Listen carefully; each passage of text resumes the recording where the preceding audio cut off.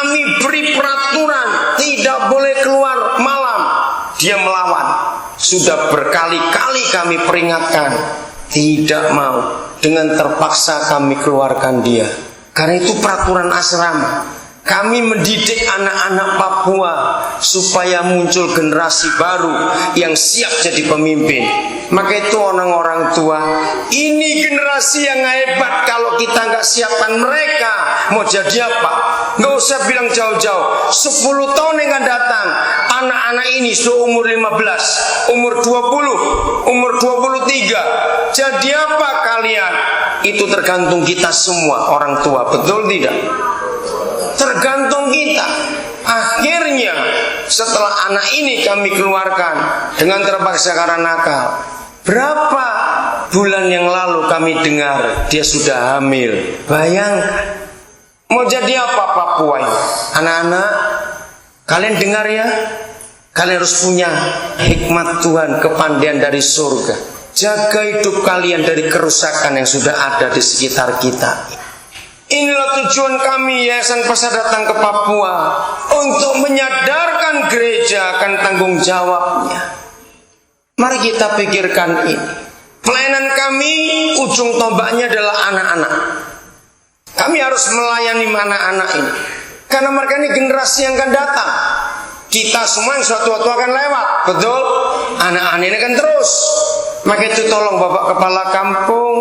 Kemarin saya bicara keras di Kuati sore.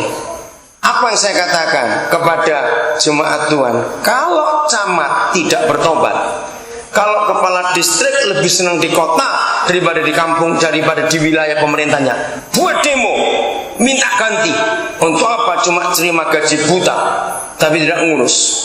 Saya ketemu aparat kecamatan kemarin di Kuati sore. Kami cuma tinggal bertiga Pak.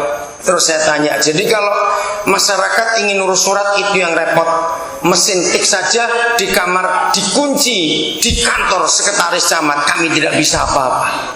Bayangkan, saudara, kenapa kita diam? Harusnya kita bangkit. Saya ajarkan begini, bukan kita untuk memberontak, tidak, tapi ini kebenaran. Kalau memang pemimpin-pemimpin kita nggak bisa mengurus kita, minta ganti. Perusahaan begitu banyak. Seharusnya orang-orang Jaur datang kepada perusahaan. Jangan puas kalau dibanding kekayaan alam yang mereka ambil, yang gedung gereja ini belum ada apa-apanya. Kekayaan sudah lebih banyak diambil. Harusnya orang Jaur minta kepada perusahaan biaya pendidikan buat anak-anak muda kita. Siapkan, kami minta biaya untuk 5 orang jadi dokter dari anak Yaur. Kami minta 2 orang jadi pilot. Kami minta 2 orang lagi ngambil manajemen apa, master atau sarjana apa. Minta begitu. Saudara, tahun 90 pertama kali saya datang ke Papua. Waktu itu YPK masih terima banyak bantuan dari Belanda. Saya bilang kepada pemimpin YPK di Jayapura, uang bantuan ini jangan selalu dirupakan bangunan fisik. Sekolahkan anak-anak Papua yang pintar ke luar negeri, lalu balik nanti jadi orang-orang hebat. Mereka tidak mau dengar. Akhirnya bantuan di stop tahun 90 berapa yang lalu. Akhirnya YPK ambruk. Bayangkan, di tanah Kristen, Yapis yang hebat. Tahu Yapis itu sekolah pendidikan, yayasan pendidikan apa? Islam. Malu nggak GKI ini? Mengapa di tanah Kristen justru pendidikan yang terbaik pendidikan Islam? Karena gereja tidur sama, pemimpin gereja dengan pejabat pemerintah sama, suka duit semua. Saya berkata salah atau benar ini? Jawab coba, saya berkata salah atau benar ini? Sama. Pemimpin gereja dan pejabat perampok. Uang begitu banyak, uang otonomi khusus begitu banyak. Kemana semua uang itu? Karena nggak punya visi. Pemimpin gereja dan pemimpin daerah, pejabat tidak punya visi yang jelas. Uang diambur-amburkan. Coba kalau uang itu dibuat investasi manusia, bukan investasi gedung, jalan, bukan jembatan. Maaf, saya tidak tahu siapa yang buat itu. Untuk apa uang dia buat dermaga, dari Yaur buat pelabuhan, Kuati sore buat pelabuhan, kami tiba di sini buat pelabuhan juga. Itu berapa puluh juta lagi? Toh beratus-ratus tahun tidak pernah ada dermaga, orang juga hidup di sini. Harusnya uang itu bukan untuk bangunan itu, untuk menyekolahkan orang. Tolong Bapak Kepala Kampung bicara program ini. Kalau ada uang, sekolahkan orang. Karena investasi ke manusia itu jauh lebih berharga daripada investasi barang fisik. Berapa tahun jebol dermaga itu? Mana kuat? Kenapa kita nggak berpikir baik? Ketika kita dijajah begitu rupa, kita pesta sendiri. Mari kita lihat ayat ini. Saya minta bapak-bapak, ibu-ibu baca ayat ini. 2 Samuel pasal yang ke-5. Menyedihkan keadaan kita ini. Seharusnya dalam Undang-Undang Negara Republik Indonesia sejak tahun 69, dengarkan itu, tahun 69, saya lupa undang-undang nomor berapa, itu pemerintah sudah membuat undang-undang bahwa di semua ibu kota kecamatan harus ada pendidikan yang paling rendah itu SMP.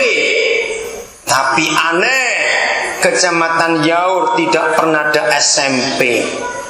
Mengapa orang Yaur tidak pernah protes? Padahal uang banyak. Menyedihkan. Harusnya di Kuati sore ada SMP.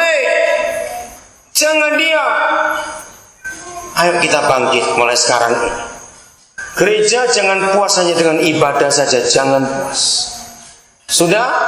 2 Samuel 7 ayat yang ke-18 dan 19.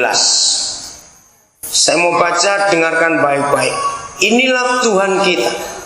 Harusnya tokoh-tokoh GKI, tolong sampaikan ketua Majelis Jemaat kepada ketua klasis, supaya ketua klasis sampaikan kepada ketua sinode bahwa visi gereja harus mempersiapkan sumber daya manusianya, bukan fisik yang kita siapkan. Harusnya orang-orang Yaur duduk di kantor-kantor perusahaan kayu itu, jangan mau berdiri sebelum mereka keluar uang untuk menyekolahkan anak-anak Yaur. Jangan minta uang untuk bangun ini, bangun itu, beli Johnson. Jangan, itu bisa habis. Tapi minta uang dari perusahaan untuk menyekolahkan anak-anak Yaur. Setuju tidak? Harus itu. Masa sejak ada kecamatan tahun 68 nggak ada seorang pun dokter dari Yaur? Menyedihkan sekali. Belum ada yang sampai Kapolres, Kapolsek. Kenapa itu? Oke, lihat ayat 18. Lalu masuklah Raja Daud ke dalam. Kemudian duduklah ia di hadapan Yahweh sambil berkata, siapakah aku ini, ya Yahweh Tuhan, dan siapakah keluargaku, sehingga engkau membawa aku sampai sedemikian ini. Saudara, hari itu Daud dilantik jadi raja atas seluruh Israel. Begitu dia jadi raja, dia berdoa, dia masuk ke dalam hadirat Tuhan. Dia ingat masa lalunya, anak yang dibuang, anak yang gak dianggap, anak yang ditolak di mana-mana. Ingat, adik-adik masih ingat ceritanya Daud? Dia dibuang. Bapak mamanya tidak suka dia, tapi Daud tidak kecewa. Daud mencari Tuhan.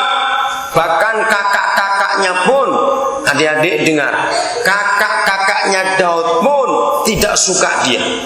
Jadi papa mamanya buang dia, kakak-kakaknya buang dia. Nah seharusnya kalau ada seorang anak dibuang oleh ayah ibunya, tidak diakui kakak-kakaknya, biasanya anak itu jadi apa? Ayo, jadi apa anak itu? Jadi anak baik tidak? Nakal, betul. Tapi Daud luar biasa.